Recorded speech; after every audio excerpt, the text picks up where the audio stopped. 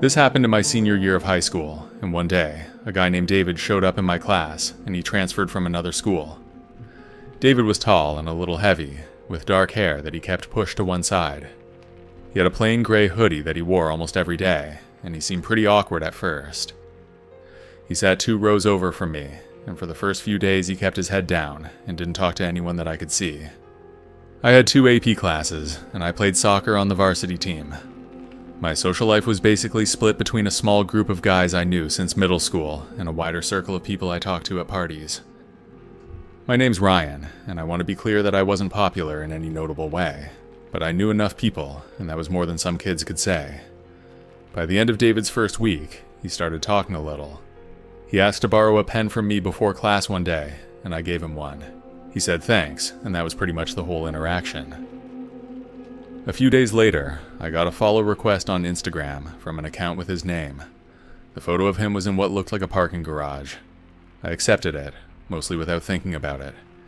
He followed a bunch of people from our class around the same time too, so it didn't mean anything. He still sat alone at lunch for the first 2 weeks. I noticed because the table he picked was near the one where I usually sat with my friends, Marco and Josh. It wasn't my responsibility to invite him over, and honestly, he didn't look like he wanted company. He ate quickly, and then sat looking at his phone until the bell rang. I learned a little about him through bits of conversation here and there. He transferred from a school about an hour away. Someone said his parents split up, and he moved in with his dad, who lived in our district. Someone else said he got into some kind of trouble at his old school, but nobody seemed to know what kind. I didn't put much stock in that kind of rumor, but given what happened later, it wouldn't surprise me if he did something crazy before.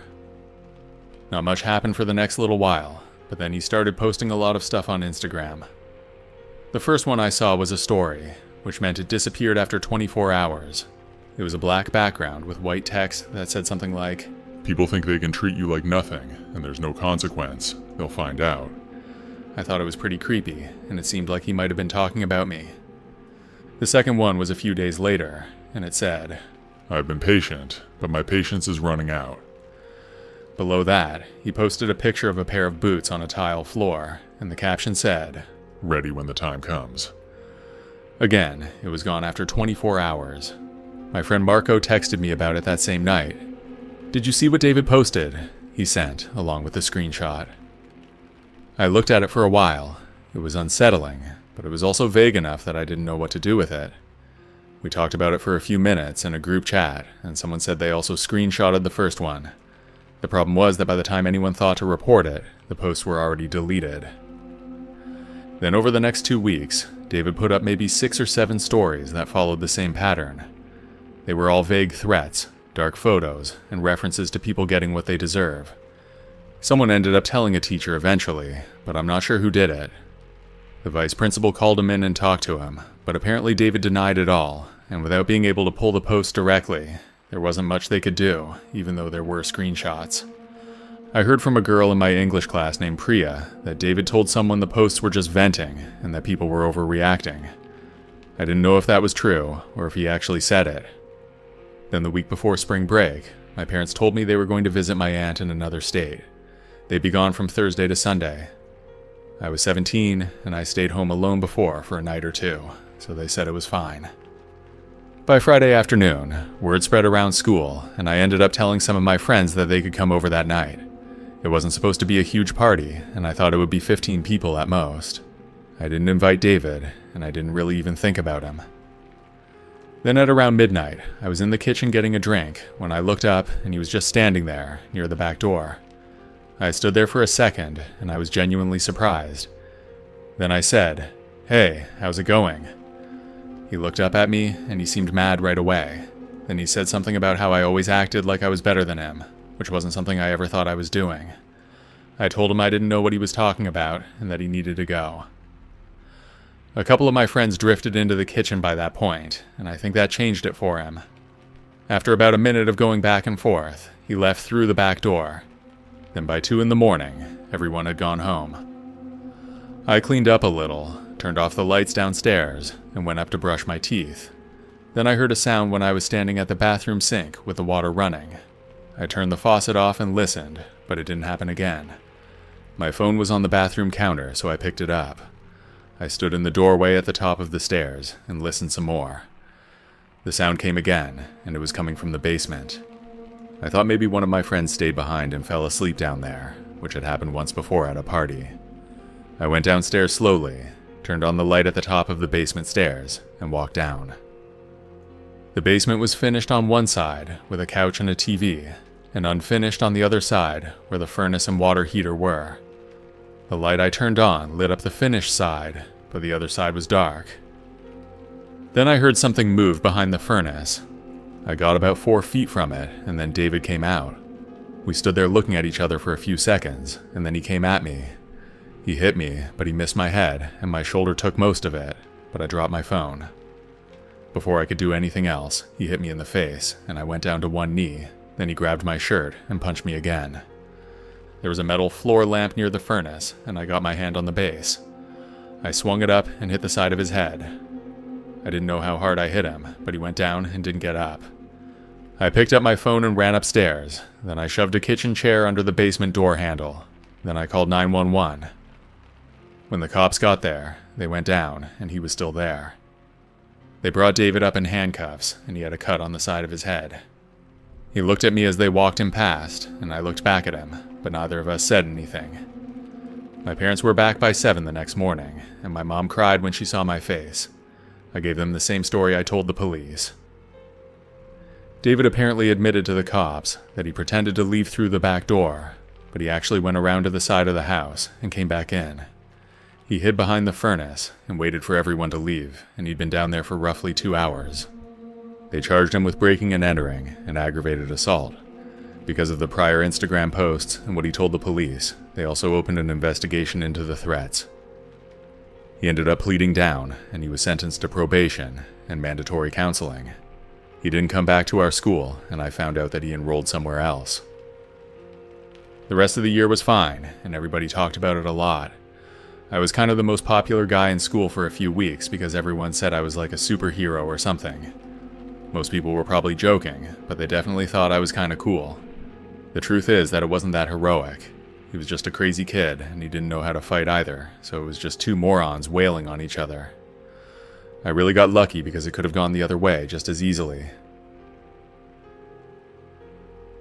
This happened with my now ex-wife about 5 years ago. We dated for 2 years and got married in a small ceremony in my parents' backyard. For a while, things were good, but the problems started eventually. Mary started using Instagram more, about a year into our marriage. At first it was normal stuff, pictures of food and places we visited together. Then she started posting herself in tight clothes and low-cut tops, posing in ways that were clearly meant to get attention. The comments filled up fast, and guys she didn't know left a lot of compliments. She replied to some of them. I brought it up once, and she told me I was insecure. She said it was just social media, and I needed to relax. I let it go, but it didn't feel right. I didn't go through her phone or check up on her, though, because I trusted her. Our home was a 2-bedroom apartment on the 3rd floor of a building. I worked as a software engineer, and Mary worked as a dental hygienist. We were both busy, but we ate dinner together most nights, watched some TV together, then went to bed. However, she was on her phone constantly. She took it everywhere, including the bathroom, and she tilted the screen away from me when I was around. I noticed these things, but I talked myself out of reading anything into them. My parents raised me to give people the benefit of the doubt, and I did that for longer than I probably should have. Then her Instagram following grew to a few thousand people. She started buying new outfits and spending more time on her pictures before posting them. She even bought a ring light and set it up in the bedroom. Some evenings I'd come home from work, and she'd be in the middle of a shoot, adjusting her hair and checking the camera angle. I didn't like it, but I knew she didn't want to stop. I didn't really use Instagram myself, but I looked at her profile a few times on my laptop and saw the pictures. About 18 months into the marriage, I started having trouble sleeping. A few times I woke up at 2 or 3 in the morning, and Mary was still awake beside me on her phone. I asked her to put it down, and she usually did, but she was annoyed about it. We started fighting more around that time, and it was always about that kind of stuff. She told me I was clingy, but I didn't think that was fair. I started to feel like I was living with someone who didn't even want to be with me. She wasn't cruel or cold exactly, but she was somewhere else most of the time.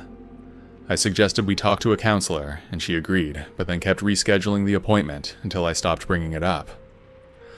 I wasn't perfect either, and I worked long hours. I also got quiet when I was stressed instead of talking about it, but I wasn't mean to her. I didn't yell, I made an effort, and for a long time I believed she was doing the same. Then one day, Mary said she was going to take a shower before work, and she left her phone on the kitchen counter. She hardly ever did that. She usually took it everywhere. I stood in the kitchen for a minute, looking at it because I really wanted to check it.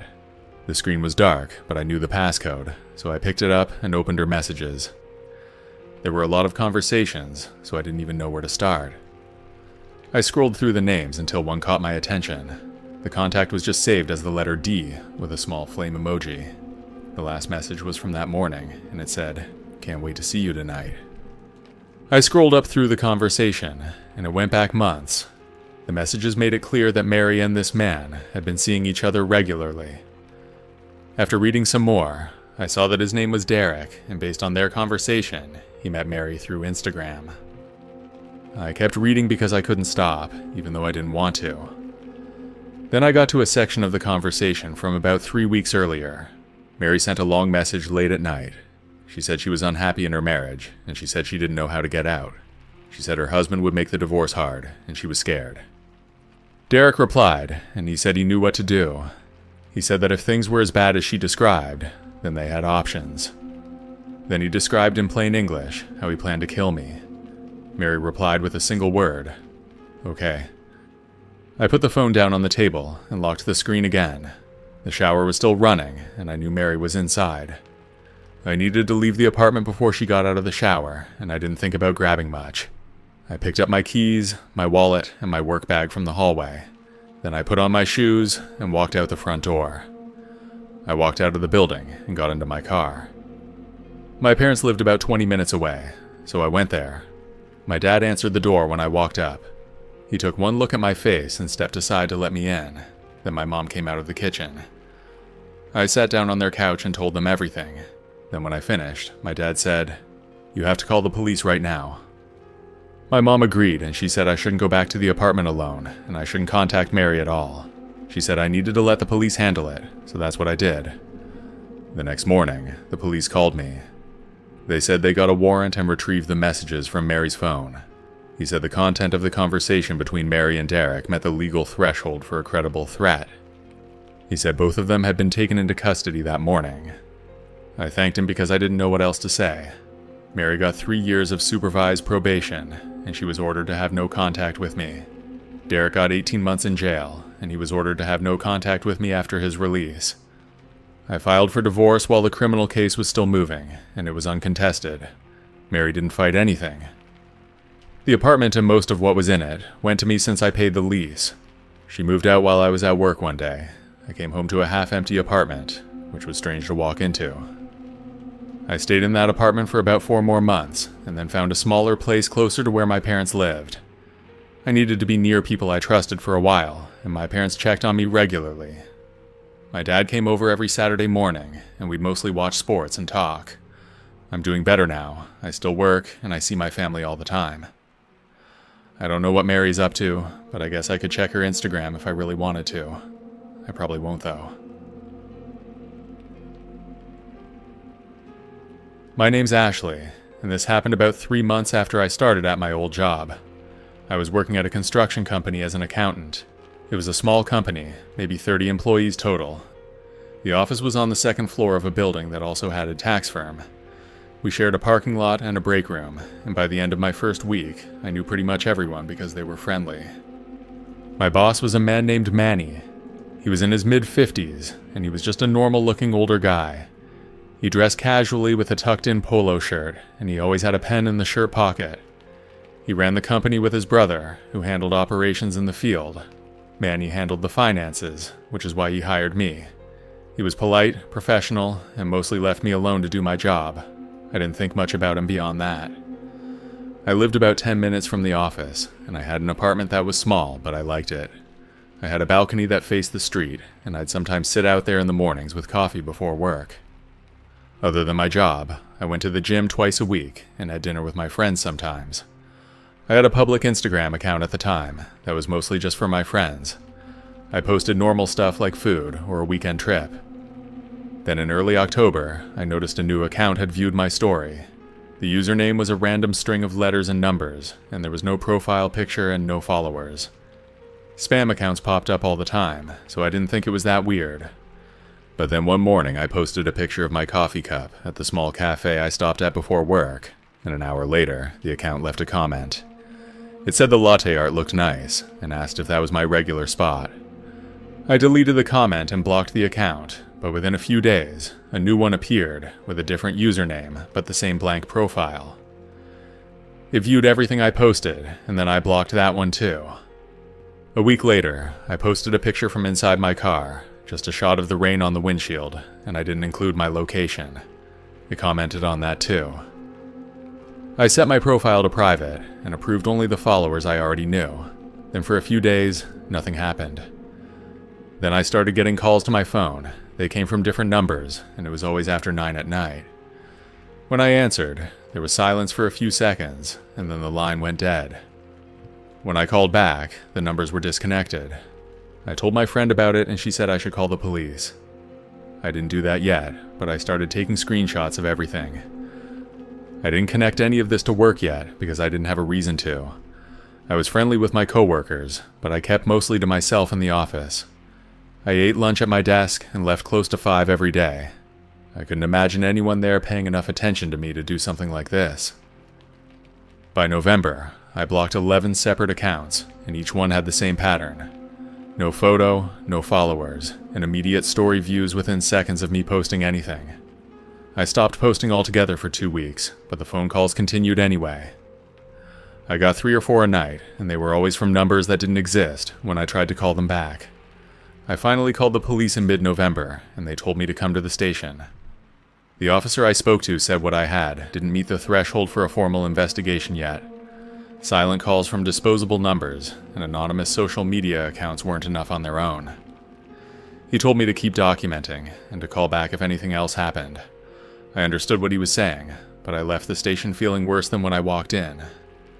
Then, the next Monday, I came into the office and found flowers on my desk.